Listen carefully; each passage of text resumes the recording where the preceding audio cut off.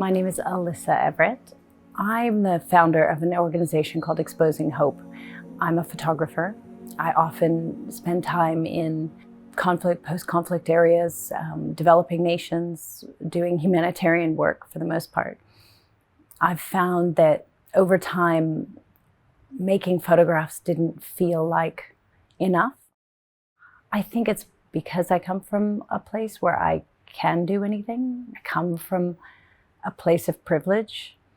I'm not the most privileged person out there. I didn't come from that type of a background. It was average middle class background, but with that level of privilege and being exposed to the challenges that other people face, it I guess on some level feels unfair. And so I feel like we all need to be working to help people that weren't born into the shoes that we were born into. Not for lack of intelligence or lack of creativity or possibility or drive. It's just a roll of the dice. Our current project is in Kenya, northern Kenya, in a refugee camp called Kakuma. And we are building a library for secondary and tertiary students. So the APIF has given us a grant for textbooks, and the textbooks being the most important books for the students. There are about one textbook for every 7 students in the school. So they're able to now go to the library and take out that textbook or sit in the library and read from the textbook. So the APIF's funding has been incredibly important. We began building the library in 2019, just before COVID. And with COVID, the refugee camp was actually closed, so no one was able to access it at all. None of the workers were able to go there. It had to just fend for itself for over a year. So that's been a big challenge, just getting people up there to be able to build.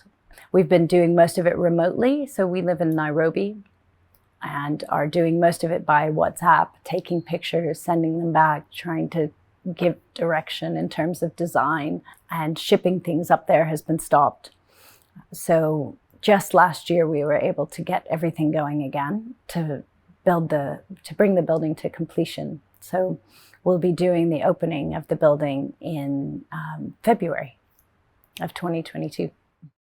In the meantime, the students have been using the library, even though it hasn't been finished. It has a roof and a floor, and they've been using it as an outdoor classroom. They've been using it as a place to study. There are a couple of organizations that are trying to provide education opportunities.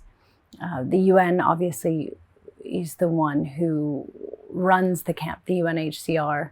We partner with an organization called Windle Trust, who provides education to refugees, specifically in South Sudan, in northern Kenya, in Uganda. And they are the ones that manage all the schools for the UNHCR. So we've partnered with them as the provider of the location for the library. Big challenge in a place like Kakuma is that the population has exploded. It's over doubled in the last few years. They've closed down a neighboring refugee camp. So more of the kids have been moved to Kakuma. And the schools are inadequate for the numbers of students. So less than 16% of the students who would like to go to secondary school are actually able to. And the school that we are building the library at on the premises of has 2,000 students, and they've started what's called a 2 schools in 1 program. So they have half of the students, about 1,000 students, who attend school from 6:30 in the morning until 12:30. And the second school comes in of 1,000 more students who attend from 1 o'clock in the afternoon until about 5:30. And they wear different uniforms, they have different teachers, different principals even. And one of the challenges that presents is that the kids then have no place to go to study. So the kids normally before school or after school, they'd be able to use the school premises to study.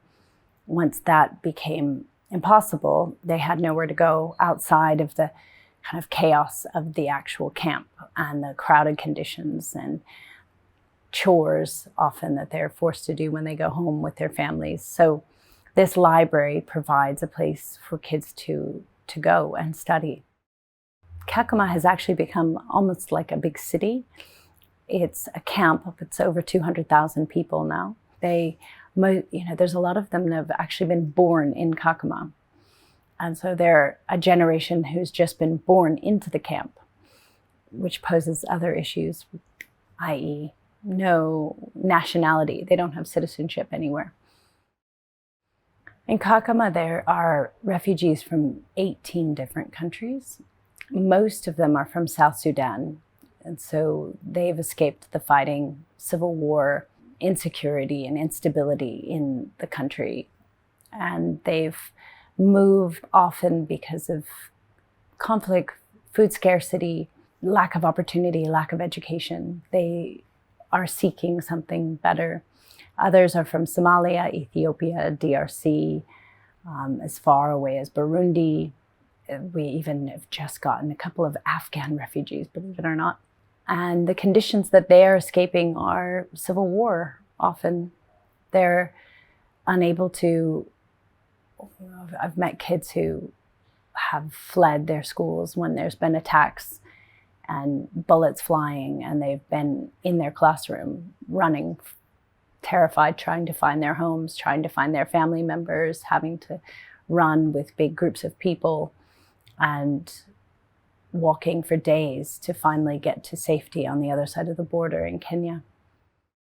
A young girl that I met who was actually in school when the fighting began in Juba, the capital of South Sudan, and bullets went flying through her classroom, and she ran and couldn't find her family members, and met up with another group of adults and other kids who were trying to escape the situation, and they just kept moving and moving and moving towards safety. And that was out of Juba, that was towards the border with Kenya.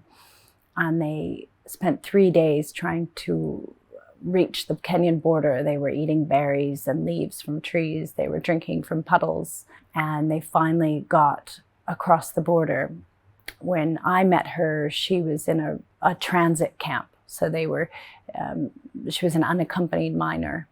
And despite that, she was determined to go back to school and to get into Kakuma, to get into a situation where she could be in school again. And most children, I think, she's 16 years old, most children having lost family members, not being able to find them, would not necessarily fare so well. And I think that girl always reminds me, Grace is her name, Grace always reminds me of that determination and hope and inspiration. What we're really hoping for with the library is that kids who want to excel, who will have that place to go to learn outside of the curriculum, to learn and get themselves further along. There are some tertiary education opportunities that are coming up through this organization, Wendell Trust, in a couple of universities in Canada. They're doing distance remote learning for tertiary learning. Those kids are going back to home country. I met a couple of kids going back to Somalia, and they're actually getting jobs with big international NGOs. And so they're coming out of a refugee camp, getting an education, and going back to their home country to make a difference. And that's really what excites me. We have to think about future leaders for these countries, and we have to think about who are going to be providing the solutions that these countries really need. And the people who have the solutions are the people themselves. But it's these youth who need the opportunity to get educated, to be able to go back and make changes in their countries that are so needed.